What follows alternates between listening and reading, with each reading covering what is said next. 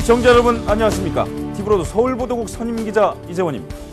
오늘 뉴스 속풀이에서는 조희연 서울시 교육감이 1심 판결에서 당선 무효에 해당하는 선고를 받으면서 미쳐질 파장과 지하철 음란 행위로 최근 사표를 제출한 중국 북지관장의 정관예우 논란에 대해 취재기자와 자세히 알아봅니다. 5월 첫째 주 뉴스 속풀이 시원하게 시작합니다.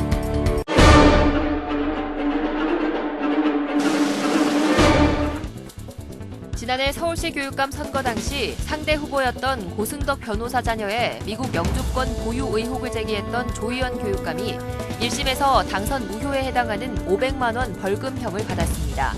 법원은 당시 조 교육감이 별도의 사실 확인 절차 없이 허위 사실을 공표해 선거에 영향을 줬다며 상응하는 처벌을 받아야 한다고 판단했습니다. 비록 1심이지만 국민참여재판이라는 점과 7명의 배심원이 모두 유죄로 판단해 향후 재판에도 영향을 줄 것으로 보여 귀추가 주목됩니다. 네, 스튜디오에 강혜진 기자 나와 계십니다. 안녕하십니까? 네, 안녕하세요.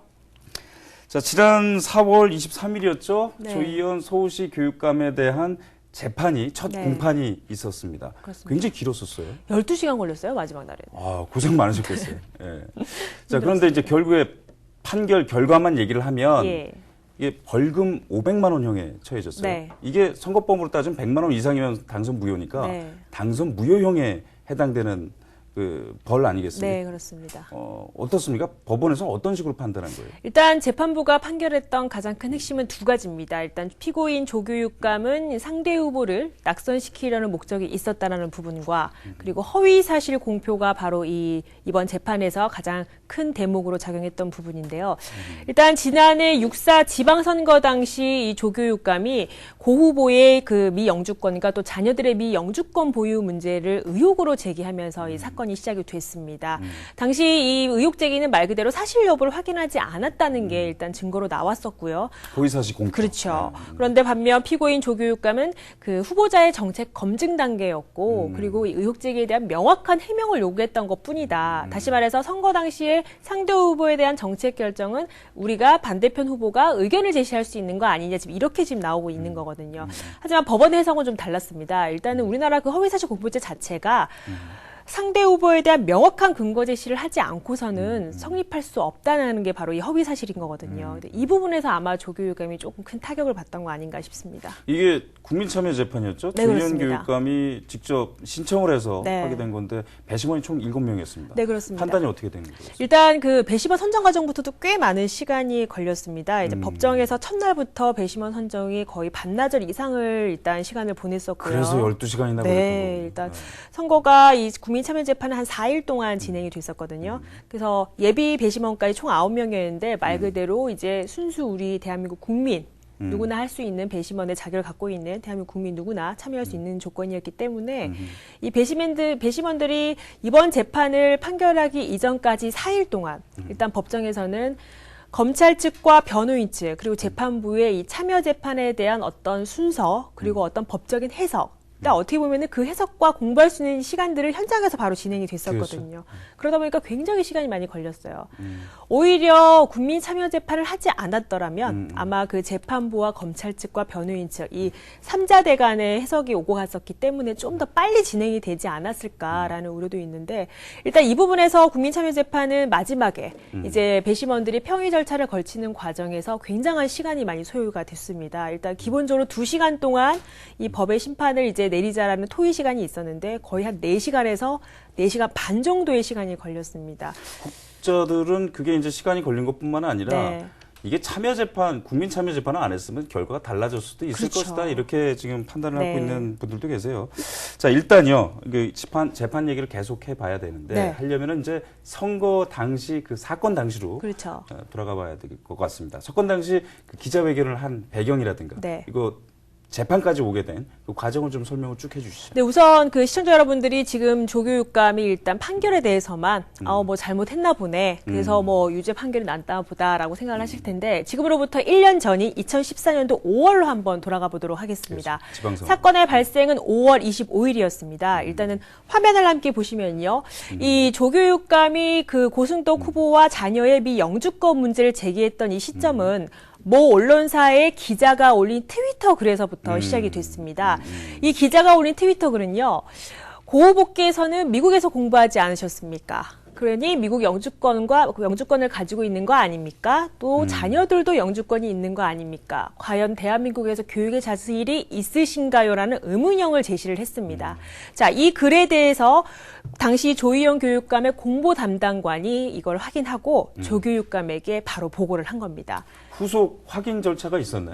전화상에 확인을 했다고 합니다. 이게 지금 왜 글을 올리셨나요? 했을 때, 이런 의혹이 조금 있긴 합니다. 다시 말해서 지금 제가 드린 말씀 그대로 이 사람은 미 영주권이 있습니다. 이런 답변은 아니었다는 거죠. 이게 바로 증언에서도 또 나왔었고요. 그래서 조희연 교육감은 이 사실을 알고 바로 그날, 당일날, 다음 날인 25일 날, 오전 국회 정론관에서 언론 브리핑을 했습니다. 자, 공식적으로 기자들 앞에서 보도자료를 일단 뿌렸고요. 그리고 고승덕 후보가 우리 캠프에 들어온 그 제보에 의하면 미 영주권을 가지고 있다. 그리고 미 영주권은 자녀들도 가지고 있다. 여기에 대해서 해명을 해달라고 요청을 했습니다.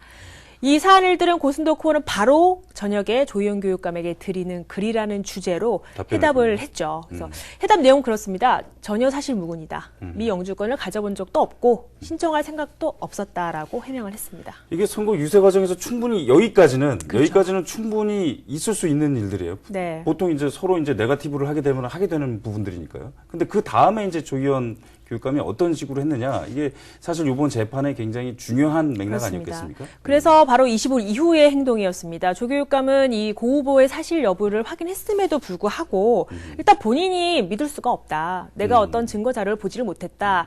그래서 이 의혹을 언론에 계속 뿌렸던 거죠. 모 라디오 방송도 출연을 했었고요. 그리고 선거운동 과정에서도 중간중간 이 고 후보 자녀와 본인의 그 미 영주권 문제를 계속 제기를 했었습니다. 결국 고승덕 후보는 이틀 뒤인 5월 27일 이 허위사실 공표에 관련해서 서울시 선관위에 고발을 한 겁니다. 앞으로 이제 2심, 3심이 남아있는 상황인데 네. 아무래도 이게 공방이 될 것 같습니다. 지금 검찰 측과 피고인 측, 그러니까 조희연 교육감 측과는 지금 주장 자체가 완전히 상반되지 네. 않습니까? 조희연 측에서는 이건 기소 자체가 안 된다고 지금 네. 얘기를 하고 있는 거고요. 검찰 측에서는 계속해서 허위 공표 사실에 대해서 계속 물고 늘어지고 있는 상황인 거고요. 1심에서는 어차피 지금 판결이 나 있는 상태인데 네. 앞으로 이런 것들을 좀 주목해서 저희가 좀 지켜봐야 될 것 같고요. 이 사건이 그래서 어떻게 보면 이 선거에 영향을 줬다고 볼 수가 좀 있죠. 어떻습니까? 그렇습니다. 이 사건의 시작점이요. 바로 그 사전 선거가 있었던 5일 전이었고요. 본선거가 있는 10일 전에 일어났던 사건입니다. 아시다시피 유권자들에 대한 지지율이 굉장히 또 차이가 또 컸던 사항이었기 때문에 어마어마했었죠. 당시에 3배 정도는 차이 났을 그렇습니다. 거예요. 아마 그 당시에 조희연 교육감이 한 자리에서 두 자리 숫자를 오르락내리락 했었고요. 이미 고승덕 후보도 20% 이상이라는 지지율을 가지고 있었습니다. 그러다 보니까 이 허위사실 공표라는 게 여기서 이제 낙선의 목적이 있었다라는 의견도 나오고 있고요. 그리고 본선거가 있는 이제 이틀 전, 그러니까 6월 1일 전후로 해서 이 고 후보 딸 고희경 양의 또 글이 또 파문이 일으켜서 고 후보의 지지율이 굉장히 많이 큰 타격을 입지 않았나 싶습니다. 완전히 두 후보가 입장이 완전히 바뀌는 그렇죠. 그런 어떤 단초를 제공했던 네. 그런 사건이 아니었나 좀 싶은데요. 조 교육감이 사실 그 마지막 재판장에 법원에 들어오면서 네. 기사가 굉장히 당당했었어요.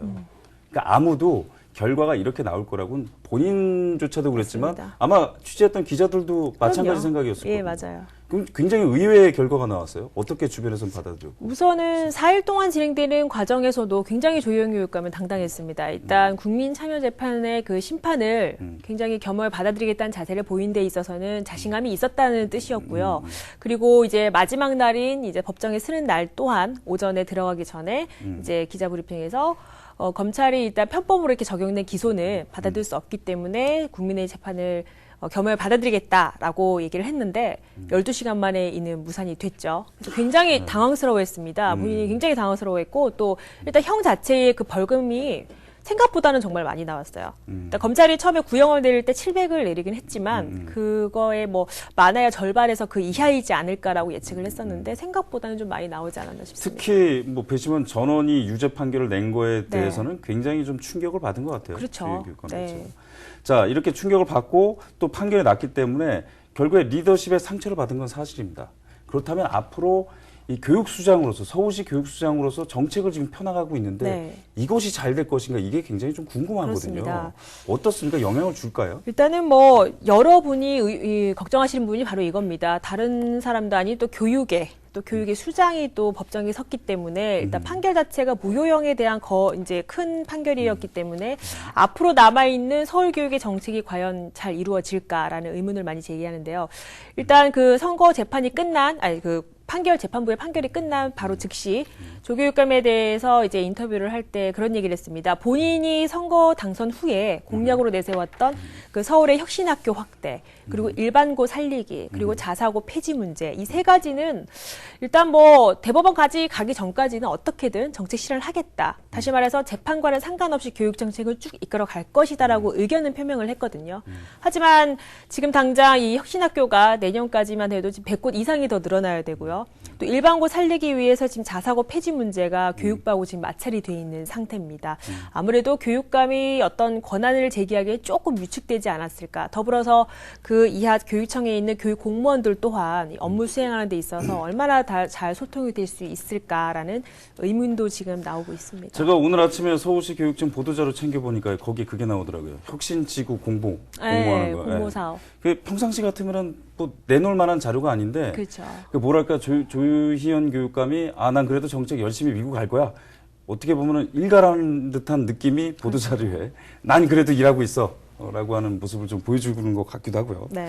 자, 이제 지금 1심 공판이 이제 끝났고 네. 2심, 3심이 남았지 않습니까? 네, 그렇습니다. 앞으로 이제 일정 어떻게 돼가는 겁니까? 일단은, 제가 알기로는 헌법 소원도 한 걸로 알고 있는데요. 우선은 지금 지난 23일이었죠. 23일 날 이제 1심 판결이 났고요. 2심 항소까지는 일주일이라는 기간이 있습니다. 그래서 4월 30일 전까지 일단 2심이 들어가야 되고요. 신청이. 자, 들어가게 되면 이제 고등법원에서 판결이 나기 전까지는 3개월이라는 시간이 정해져 있습니다. 이 공직선거법상 이 재판 기간은 최종 6개월이기 때문에 고등법원에 이어서 대법원까지도 3개월. 다시 말해 이르면 10월 안에는 최종 판결이 나지 않을까. 지금 이렇게 기간을 보고 있습니다. 비록 1심 판결이긴 하지만 우리 조희연 교육감의 리더십에는 분명 상처를 받은 것은 사실입니다. 그리고 이 교육청이라는 곳이 대단히 보수적인 성향이 강한 곳 아닙니까? 이곳에서 조희연 교육감이 앞으로 일을 해나가려면 쉽지 않은 그 모습들이 좀 보여질 것 같은데요. 자, 앞으로 우리 조희연 교육감의 행보라든지 또 앞으로의 판결, 우리 강혜진 기자가 계속 좀 지켜봐야 네. 될 것 같습니다. 수고하셨습니다. 네.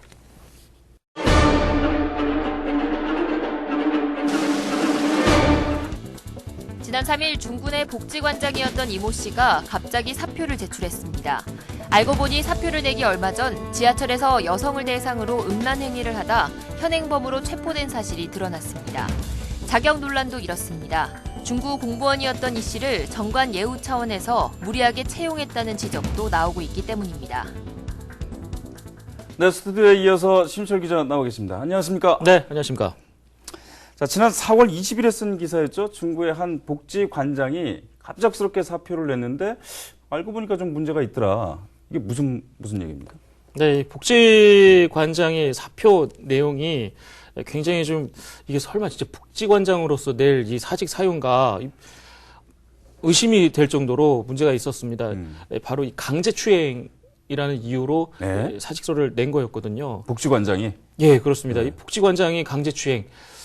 무슨 내용이냐면 지하철 역사 내에서 여성을 상대로 음란 행위를 했다는 그 혐의로 현장에서 체포된 내용입니다. 예전에 제주지검장 김수창 씨, 예. 그런 비슷한 내용이죠. 예, 사건이 지금 갑자기 생각이 나는데 네네.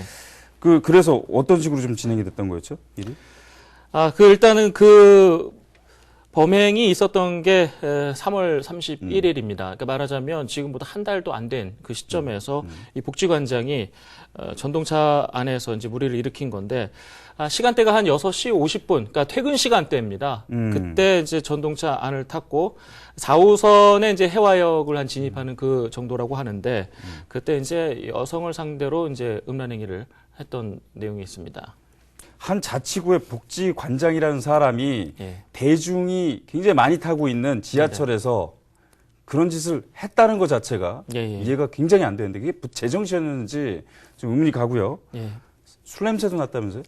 그렇습니다. 이게 저녁 6시 50분인데 그게 그 시간에 이게 술을 먹고 탔다 그러면 많지는 일단 아닐 거라는 생각이 좀 저 기본적으로 들거든요. 우리도 뭐 회사 끝나고 나서 뭐 회식이 있다 그러면 뭐 술 먹지만 이게 사실 6시 반 퇴근일 거 아닙니까? 30분 만에 그렇게 취할 일은 없고 어느 정도 이렇게 술 냄새는 났다고 경찰에서는 얘기를 하고 있고 이 복지관장은 진술 과정에서 술에 좀 많이 취해서 기억이 나질 않는다고는 얘기를 했다고 합니다. 분명히 업무 시간에 술을 먹었다는 얘기죠. 그렇죠? 만약에 많지라 그러면 업무 시간부터 좀 술을 마셨다는 걸로 해석이 돼야겠죠. 좀 이해가 안 되는 부분이 그러니까 지금 이게 그 사건이 발생했던 게 3월 31일이고요. 네. 사표를 제출한 게 4월 3일이에요. 네네. 굉장히 신속하게 대응을 했어요. 이건 네. 뭡니까? 이 부분도 사실 이게 만취 상태라면 그렇게 가능할까 싶은데 일단 만취 상태면 자신의 범행을 기억하지 못하니까 이게 그러니까요.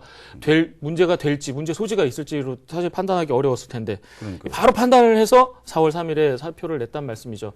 이 말은 이제 제가 직접 사실 그 복지관장이랑 통화도 해봤는데 자기가 무리를 일으킨 부분이 확산될 것을 우려를 했다. 그래서 스스로 사직서를 냈다. 이렇게 얘기를 하더라고요. 이 양반이 또 중구청의 공무원이었었다면서요? 네, 그렇습니다. 사실 그 복지관장으로 채용이 되기 직전까지 복지환경국장, 중구청의 복지환경국장을 지냈고요. 그러면 관련 소관국장이었었군요. 그렇죠. 그리고 그보다 조금 더 앞선 시점에서는 2010년 정도부터는 중구청 홍보과장까지 굉장히 좀 대외적인 역할들을 좀 했습니다. 그럼 구청에 거의 요직을 섭렵을 한 것인데, 예.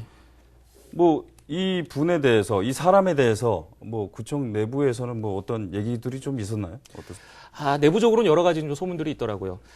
예를 들면 뭐 과장이나 이런 과장이 이제 현재 이제 과장직으로 이제 지내고 있을 때 업무를 볼 때, 업무를 볼 때 직원들이 이제 결제로 올라가다 보면 이제 과장이 이제 다른 일을 하다가 이렇게 결제를 해주려고 이제 그 결제판을 보는데 그 과정에 이제 우리 흔히 야동이라고 하죠. 야한 동영상을 그걸 직장에서 봤다. 보다가 그걸 좀 급하게 이제 부하 그걸 직원한테 끄고 걸리는 부하 직원들이 그런 모습들을 여러 차례 봤다는 이게 얘기가 있습니다. 그리고 지금 말씀드린 건 좀 소문인데 요번에 이제 이런 일이 불미스러운 일이 일어나기 전에 한 번 정도는 더 이런 비슷한 일이 일어났었다는 소문도 사실 있긴 있습니다. 어디까지나 소문입니다. 그러니까 그 정도가 되면요, 이건 병입니다, 병. 병원에 가서 빨리 고쳐야 될 것 같고요. 네. 자, 이 양반이 그러니까 국장을 하고 나서 그 다음에 바로 복지관장이 된 거 아니겠습니까? 그 과정이 지금 어떻게 된 거예요? 그렇습니다. 이 과정, 사실 그 과정 얘기가 나온 게 그 당시에 2012년에도 사실 한 번 있었는데 그때는 이제 큰 탈이 있을 거라는 이렇게 예측을 하지 못한 상황이었기 때문에 이렇게 유야무야 넘어갔던 것 같은데 이번에 다시 한번 그 채용 과정의 문제가 다시 한번 불거졌습니다. 중구의회에서 이제 김영선 의원이 이제 5분 발언을 통해 얘기를 한 부분이 있는데요. 2012년에 이제 해당 복지관이 문을 열거든요. 근데 8월에 문을 엽니다. 그런데 8월보다 한 4개월 전에 그 위탁 심사를 받게 되거든요. 근데 위탁 업체와 시설장, 그러니까 복지관장이 함께 이제 심의를 받게 되는데 그 과정에서는 이 씨가 아닌 지금부터 이제 B 씨라고 하겠습니다. 그 다른 사람인 B 씨가 심의 대상에 올라와서 심의까지 통과를 한 다음에 실제로 그 B 씨는 문을 열었던 운영을 시작했던 그러니까 복지관이 운영을 시작했던 2012년 8월 1일부터 8월 3일까지 사흘간 근무를 했습니다. 그리고 이제 갑작스럽게 8월 4일에 이 씨가 복지관장으로 채용이 된 겁니다. 이 과정에서 이제 문제 제기를 하는 것이 왜 심의에도 없었던 사람을 올리느냐, 복지관장으로 갑작스럽게 채용을 하느냐, 이게 중구청에서의 그런 외압이 있었기 때문이 아니냐 하는 게 이 5분 발언의 요지였습니다. 이게 공무원이 퇴직하자마자 바로 자기 지역 내에서 복지관장으로 취직한다. 이것도 상식적으로 좀 이해가 안 되고요. 네. 게다가 이 사람 그 복지 자격이라든가 이런 자격증조차도 없지 않았습니까? 네, 좋은 말씀이십니다. 이게 4월에 위탁 심사를 받을 때만 해도 이 자격 요건에는 이제 복지사 2급 복지사 자격증이 있어야만 그 심의를 받을 수 있는데 그 당시만 해도 이 씨는 4월까지만 해도 이 복지사 자격증이 없었던 상황이고요. 8월 4일 채용됐지 않습니까? 7월에 2급 복지사를 취득을 하고 바로 이제 8월에 채용이 된 케이스입니다. 이게 뭐 바로 이게 정관예우가 아닐까, 바로 그런 사례가 아닐까 싶은데 예. 정부가 세월호 이후에 관피아 없애겠다고 이 관피아 없애겠다고 호언장담하지 않았습니까? 예, 예. 그런데 결국에 말이죠, 이렇게 결과론적으로 봤을 땐 성추행범만 남은 꼴이 됐습니다. 자, 수고하셨습니다. 네, 고맙습니다.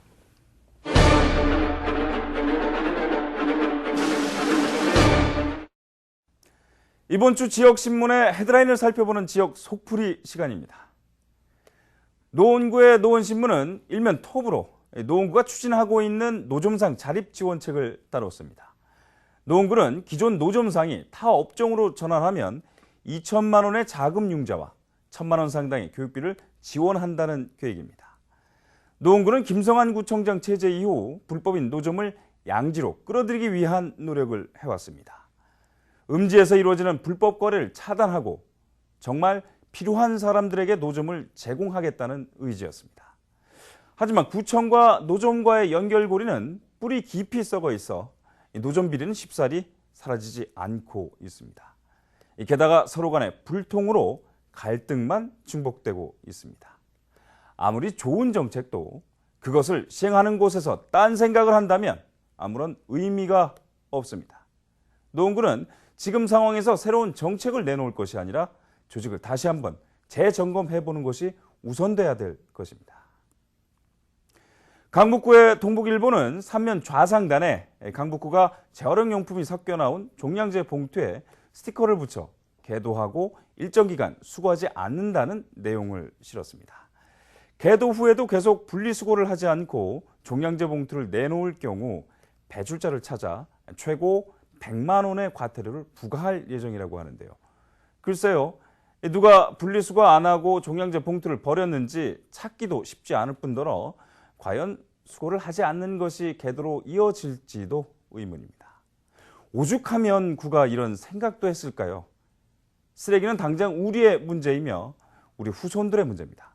더 이상 쓰레기 버릴 곳이 없어 서울시와 인천이 싸우는 모습 보시면서 어떠신가요? 쓰레기 감량은 현실이라는 인식이 너무나도 필요합니다. 종로구의 종로저널은 이면 하단에 한 경찰 파출소 직원들의 미담을 다뤘습니다. 해화경찰서 산하 덕산파출소에는 지난달 14일에 지적장애 3급 아들을 찾아달라는 신고가 접수됐습니다. 인근 효재파출소에 근무하는 이용석, 윤태철 경위는 타 지역 관할이지만 혹시나 하는 마음에 자신들의 관할 지역을 샅샅이 찾기 시작했습니다. 결국 어두운 골목에 쭈그리고 앉아있던 아들 송 씨를 찾아 부모님 곁으로 보낼 수 있었습니다. 두 경관의 자발적인 노력이 마음 훈훈하게 하는 소식이었습니다. 물론 1심 판결로 섣부른 판단을 할 필요는 없겠지만 직선제로 뽑힌 서울시 교육감 4명 가운데 모두가 재판을 받았고 2명은 중도에 낙마했다는 사실은 분명 문제입니다. 교육은 백년지 대계로 그만큼 장기적인 안목과 정책이 필요한데 보수냐, 진보냐 이념 공방만 거듭되는 현재 교육감 선거는 분명 재정립이 필요해 보입니다. 5월 첫째 주 뉴스 속풀이 준비한 소식은 여기까지입니다. 다음 주에는 좀 더 속 시원하고 깨알 같은 정보를 들고 찾아뵙겠습니다. 고맙습니다.